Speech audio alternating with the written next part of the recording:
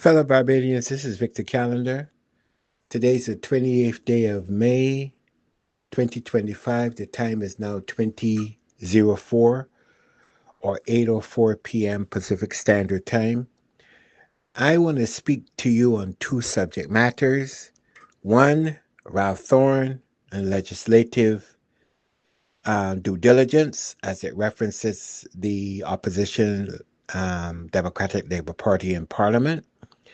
And two, West Indies cricket. I'll start with Ralph Thorne first. Ralph, I was 100% with you in the House of Assembly recently with reference to the insurance climate in Barbados. You were point on, and I was applauding you all the way.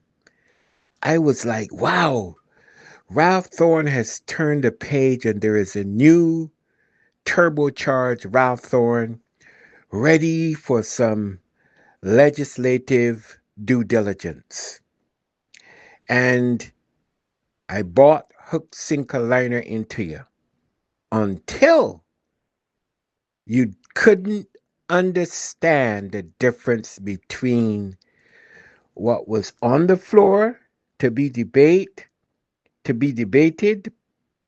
and new subject matter which needed to be introduced perhaps via another motion or whatever mechanism the Barbados House of Assembly has in place to introduce a new motion to the floor. What was being debated was about an insurance situation to which you added in um, about the Chinese building project, which had nothing to do with the insurance process as it relates to insurance companies and their fiduciary responsibilities in Barbados. Somebody out there, please get Ralph Thorne a copy of the Roberts Rules. It's a book. It's not a very big book, but it is about parliamentary process and more especially the Westminster system of debate and how the legislative due process has to occur. Um, it's a good book for anybody to have. And I would have thought that because Mr. Thorne had been a sitting member of the Barbados House of Assembly for as long as he has been, that he would have picked up a few things on standing debate processes in the House of Assembly. Maybe I'm wrong, and somebody out there can correct me if I am. I mean, we're not perfect, none of us are, to include Ralph Thorne, but you were doing such a fantastic job, and I commend you on that, Mr. Thorne. Barbados does need, from a standpoint of insurance and the fiduciary responsibility of insurers to make sure that the insured are protected. I agree with you. That goes to the heart of what happened during the Thompson administration into the Stewart administration and the CLICO banking system, which was a debacle, and the lack of anyone being held responsible for that debacle. So I was aligning myself with your thought process. Now on to the next subject, West Indies cricket. Here we go. I read an article written by presumably Colin Croft, which I 100% agree with. Um, I think that the ruination of West Indies cricket started with the insularity of West Indies cricket, more especially at the helm and the behest of people like Peter Short, who brought, in my humble opinion, a plantation reservationized um, way of running a cricket board, whether it was in Barbados or beyond, into West Indies cricket. I think some of these people stayed too long, and the influence of the Caribbean as a whole, the insularity of West Indies cricket, whether it was from my beloved Barbados or later on down, Guyana and um, the islands, more especially Antigua, was pivotal, I believe, in not bringing to surface people who were valid content, cricketing content, to play at the highest level of West Indies cricket. They banned people for playing cricket in South Africa who could not play on the West Indies team because of the strength of the West Indies team at the time. What were those people supposed to do? They were in the at their best during that time period of West Indies cricket. People like Colin King, David Murray, Lawrence Rowe, and others. And they went to South Africa because they needed to put food on their tables and put some money in their pocket. And for doing that, the West Indies Cricket Board at the time found it necessary to suspend those people or to ban them, not suspend them, to ban them. And I think that was demonstrably a very bad um, a thing to send to West Indies cricket for life.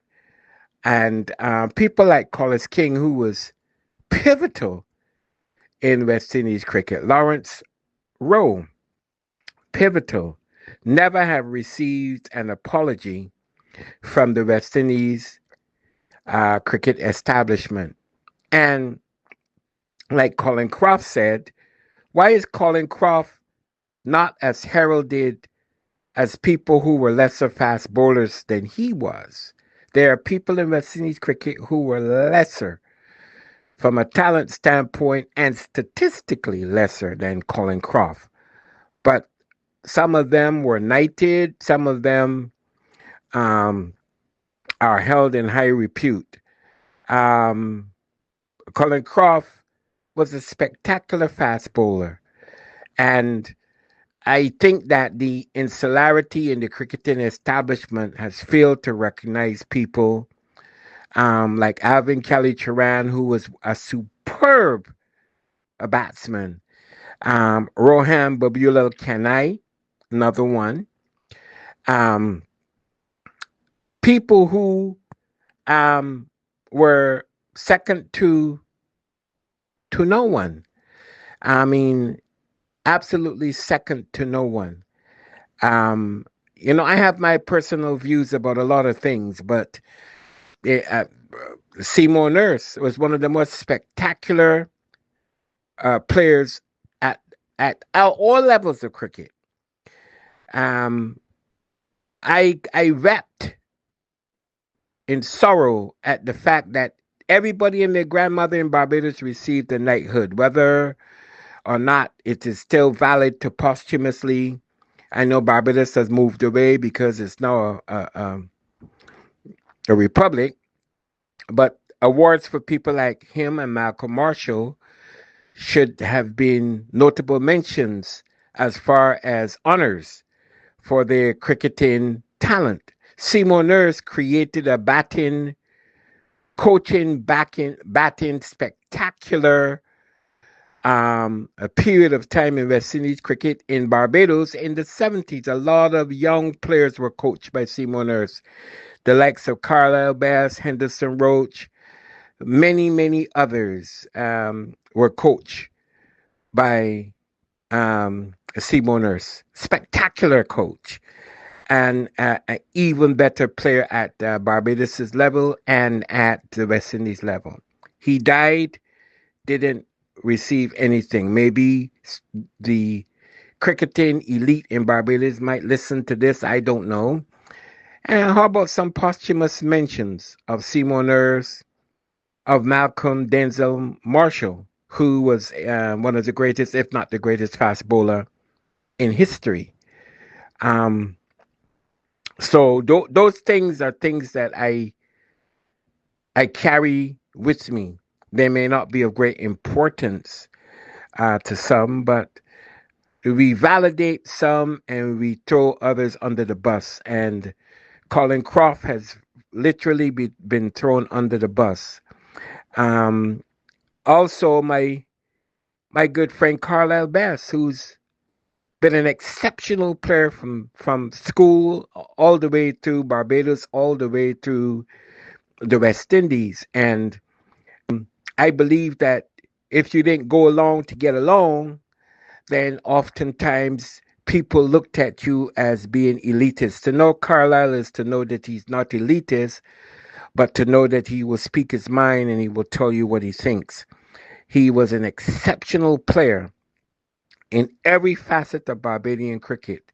But again, cricketing insularity brought in people who, for all intents and purposes, should not have made the West Indies or stayed around too long. I don't mean to call names, but one or two names will stick out to me um, as colossal failures, but because of their country still maintain a place in West Indies cricket. Carl Hooper being one, and Gus Logie being the other. And Carlisle Best was an exceptional player at every level of cricket. And but there are players who stayed, and they stayed because of cricketing insularity on both ends. Barbados had some too, and most recently, there are players that I would not have selected in an 11, not even in a second 11 team.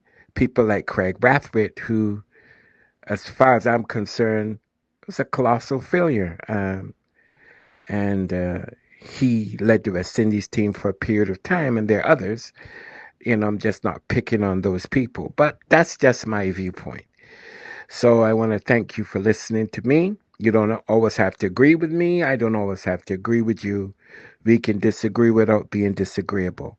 Much love and respect to you, and much love and respect to the government of Barbados. I keep you always in my prayers. Godspeed to you, and God bless you. Bye bye. Help me spread the word about Naked Departure via social media. Subscribe and share to show support and love for our channels.